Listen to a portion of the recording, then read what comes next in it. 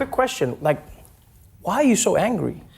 I'm actually not that angry. It's just there's things that need to be said, Trevor, and a lot of people are afraid to say them. In an angry way. I mean, you can't say you're not angry, and I mean, this is what you're known for. It's a strange thing to say, I'm not angry, but that is the one thing. It's like Ellen saying, I don't like dancing. It's like, yeah, you do, Ellen, you do.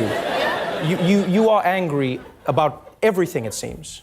Sometimes people just need to be called in their shit. You know, I mean, when you say that you're though, what in particular? Because this is the thing. Protesting a fair and free election, that to me, you get called in your shit a little bit. It's time to clear the streets. It's time to accept reality. It's time to move on. Time to make America great again. You consider yourself a conservative? I do. Okay. I mean, I'm a millennial, so I don't really like labels. But yes, I'm conservative in thought. Sorry, my brain, you just gave a label to say you don't like labels. But anyway, we exist on a spectrum, No, Trevor. no. I mean, would you consider yourself a liberal? You. That was just funny. That was just funny. It was just a funny moment. I'm a millennial. It can surprise you. It's just funny. In terms of Black Lives Matter, like, you have quite a record. For somebody who is not racist, you have to spend a lot of time saying, I'm not racist. What is your biggest issue with Black Lives Matter? I think, and I've said this many times, it started with good intentions. I think it was well-intentioned. The moment that they started pushing hands up, don't shoot, which is a false narrative, proven time and time again to be a false narrative, the minute that became their slogan, the minute that protesting turned into rioting and looting and burning and militant actions, that's when I lost respect for Black Lives Matter.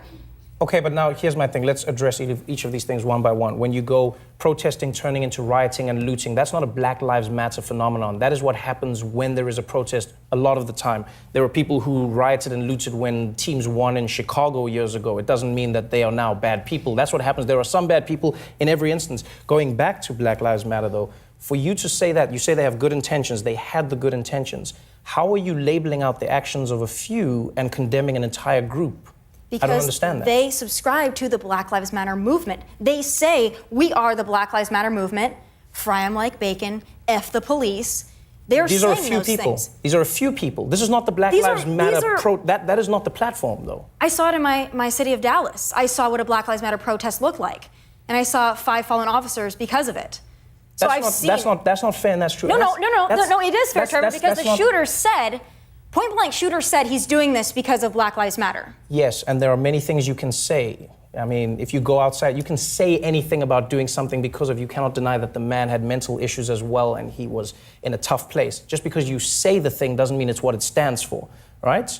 Because you're the same person who argued on your show that just because Donald Trump has supporters from the KKK doesn't mean he's in the KKK. So it goes against that argument. My guest tonight is the senator, a senior senator from South Carolina. Please welcome Senator Lindsey Graham.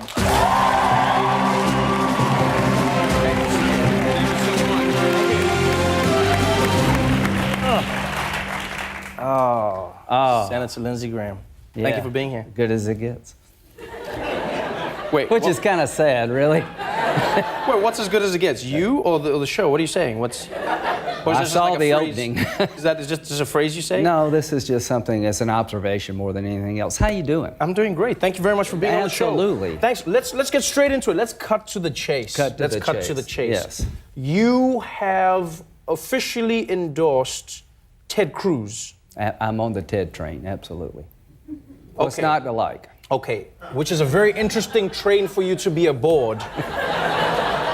Well, I started with 17 cars. I'm down to 3. Well, you were actually one of the cars, which is weird. So that didn't last very long. You were an empty car, and then you got on the train now, Absolutely. which is a weird thing to happen. Got blown away by the This is dawn. why this is so interesting to have you here, because if we can play this. Well, Ted was my let's just play this. 15th Let's play choice. this. Yeah. If you killed Ted Cruz on the floor of the Senate, and the trial was in the Senate, nobody could convict you.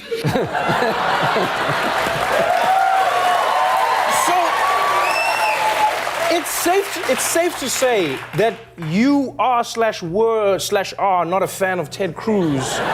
It tells you everything you need to know about Donald Trump. Yeah, but I don't understand this. You really don't like Ted Cruz. I don't dislike Ted. Ted and I have a lot of differences. I'm getting better at this. So,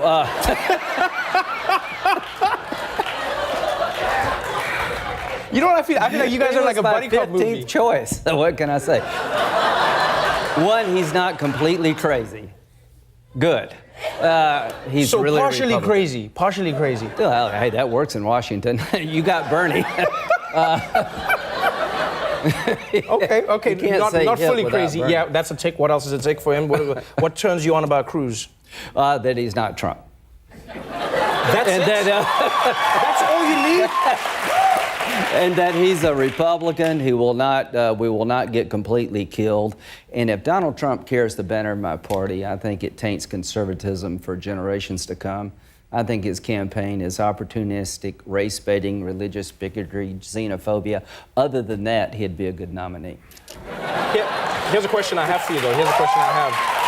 So, And we're about to lose the most here's the thing. dishonest woman in America. but Hillary here's the Clinton. thing. Here's the thing. If you say Donald Trump is not a Republican, why does it seem like the Republican base fits him like a glove? What's going on? Do the voters not know that this, or have you maybe given them the impression that maybe this is a party that supports xenophobia and 35%. bigotry and all of those things you listed? Is that possible? It's possible that some do, absolutely. 35% of my party believes that Obama is a Muslim born in Kenya. He's locked that crowd down. Now, 65% of us just think he's a bad president. Oh, there was a joke there, but then you guys were not on his side at all. You guys were not on. I get. I don't get paid to do this. You should have done it the other way around because it made it. I hear what you're saying. So you're not on that train. I'll so slow you're saying. down. So I'm you're saying sorry. no. But you're saying I understand that. You're saying that there are some people in the party who do not have Are the you a correct citizen? views. Am I a citizen? Yeah. No, I'm not. I'm not. Why? Do you have a green card? I do not. If I were you, I'd be in a hurry. Is that you worried about? Why would you say that? If Trump wins, your days are numbered, pal. You know what I love? Young black liberal guys from Africa is not going to work with him. You have the look of terror in your eyes. If you were sitting as close as I am, this is fascinating because you're literally like, we're all gonna die. We're all gonna die. We're all gonna die. You're like, you know what you look like right now? Have you ever seen those movies where there's like one guy, then he's just got like a shotgun and he's running down the street. He's like, the end is near. Yeah. The end is near. It's funny you say, okay, you Yeah, say I'm in that movie. you say Ted Cruz, you say Ted Cruz over Donald Trump. But then here's another clip, and this is interesting to watch. I pervert Let's John play this. Kasich, but he play has this. no chance Let's play because this he could clip. actually win. Let's play this clip. Would you prefer a Cruz nomination over a Trump nomination? Skin is like being shot or poisoned. What does it really matter? Lindsey Graham, I don't understand. If it is like being, okay, first of all, who is shooting and who's poisoning between Trump and Cruz? Well, Donald is like being shot in the head. Okay. You might find an antidote to poisoning. I don't know, but maybe there's time. But I don't understand. Are you saying I'm are you saying s- my party is completely screwed up. but then why would you nominate anyone then?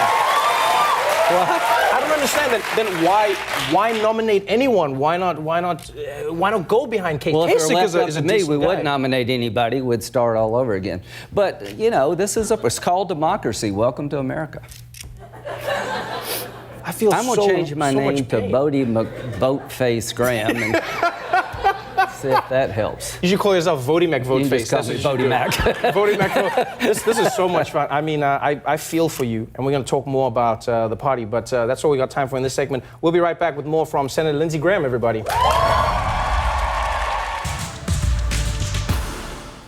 It does feel like everybody has a different definition of what they think socialism or capitalism is. It genuinely feels like that. So, for instance, you bring up Venezuela.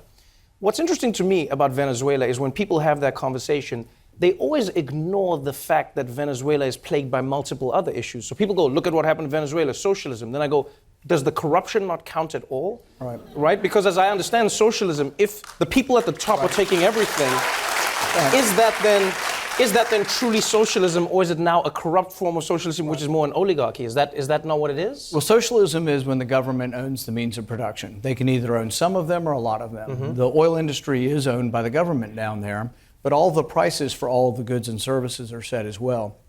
So what you have are massive and profound shortages. But if you want to see how devastating... Exacerbated by the corruption, though, once the crisis happened with the oil price. But here's the question. In a market economy like ours, people become rich because they sell something that people want. In an economy like Venezuela, what happens is you become rich if you control the reins of government.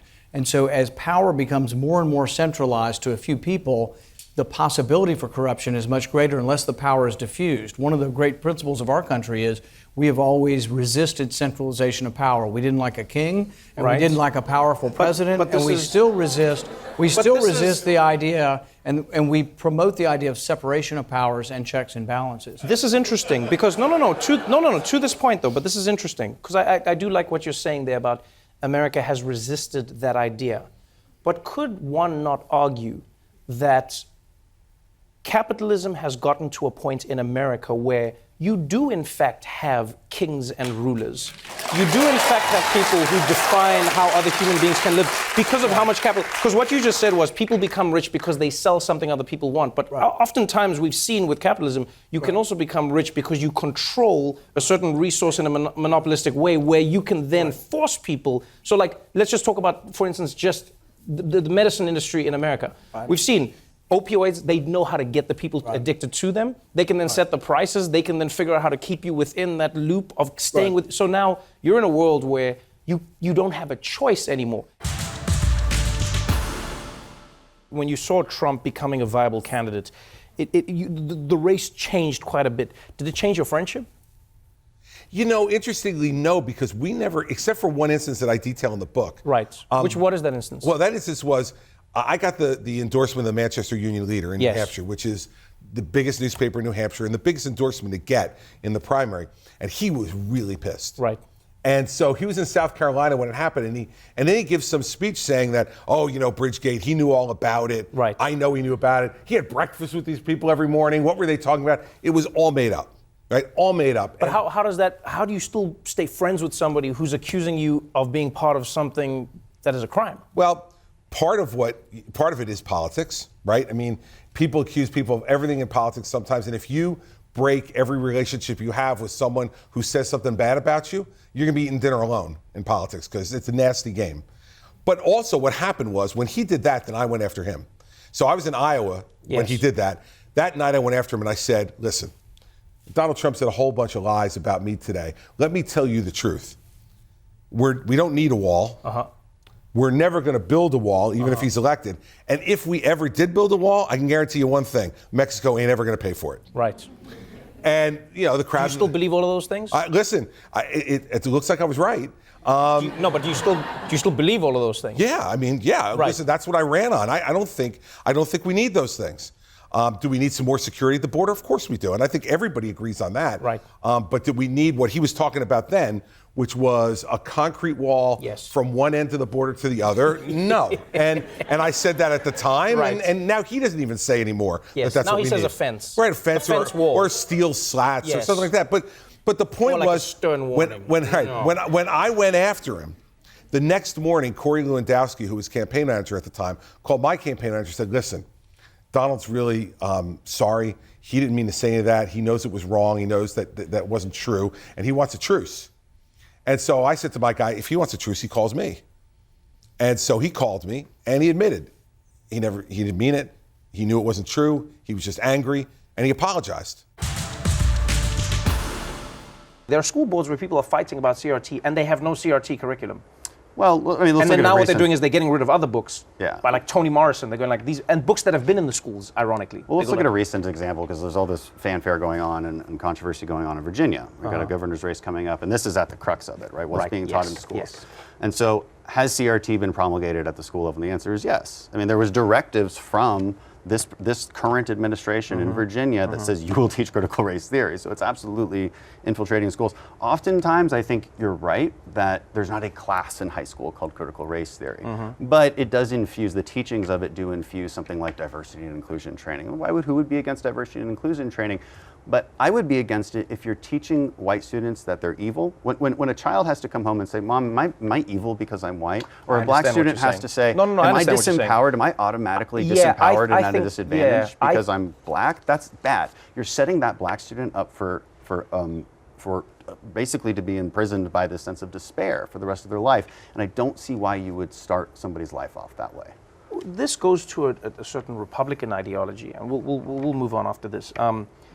where I feel there's a difference, I feel, between telling somebody where they are or what obstacles they may face and victim mentality. Yeah. And I think there's a difference between the two, because I don't think it is wrong to tell a black child, hey, we live in this neighborhood because of this. Your grandfather's house was taken away in Hermosa Beach or wherever, Manhattan Beach or wherever they lived. We had a business that we lost in this place, Tulsa, Oklahoma, whatever these things are. I think it is valid to have those conversations the same way America has these conversations about the British and like this is how things came to be.